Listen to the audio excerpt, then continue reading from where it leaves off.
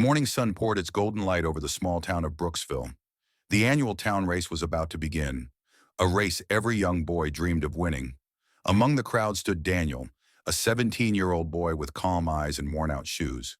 He wasn't the fastest nor the strongest, but inside his chest burned a quiet fire, the will to prove that heart always beats talent. Daniel had spent the past year training relentlessly.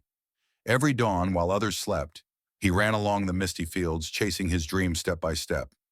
His father, a retired runner who once held the town record, often watched him from afar. One evening, Daniel's father said, "Son, remember, the real race is not on the track. It's in here," tapping his chest. "You don't win life's race by running fast, but by running true." Daniel didn't fully understand those words yet, but he never forgot them. The day of the race arrived. The streets buzzed with excitement, banners fluttered, and families gathered near the town square. This race wasn't just about speed, it was about pride, honor, and legacy.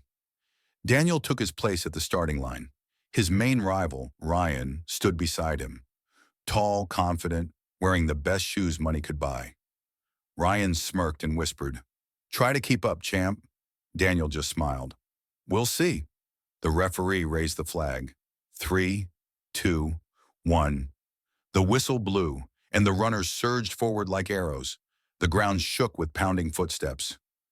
Ryan sprinted ahead, his long strides cutting through the wind. Daniel stayed steady, not rushing, not slowing, just breathing, believing.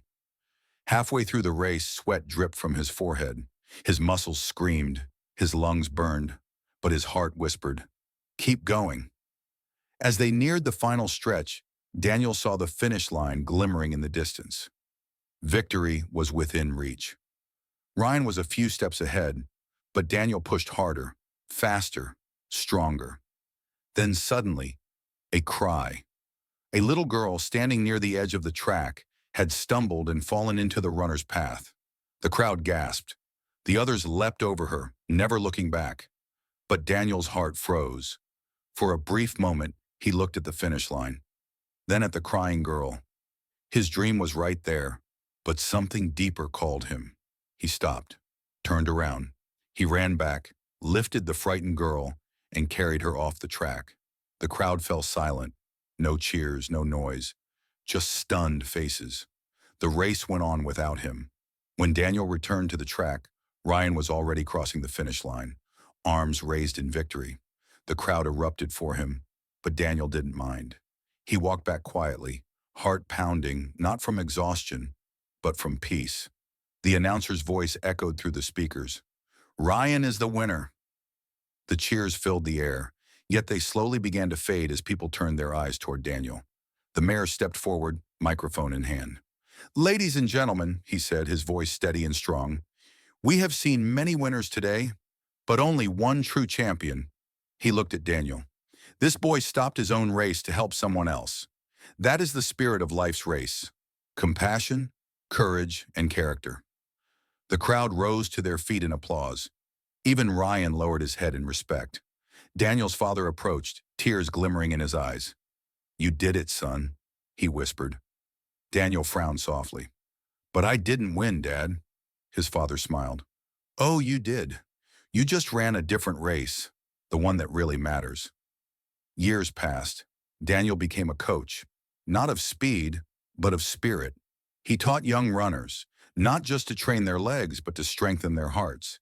He would tell them, life's race isn't about being first. It's about running with purpose. There will always be people ahead of you and people behind you. Don't measure your worth by their pace. Measure it by your path.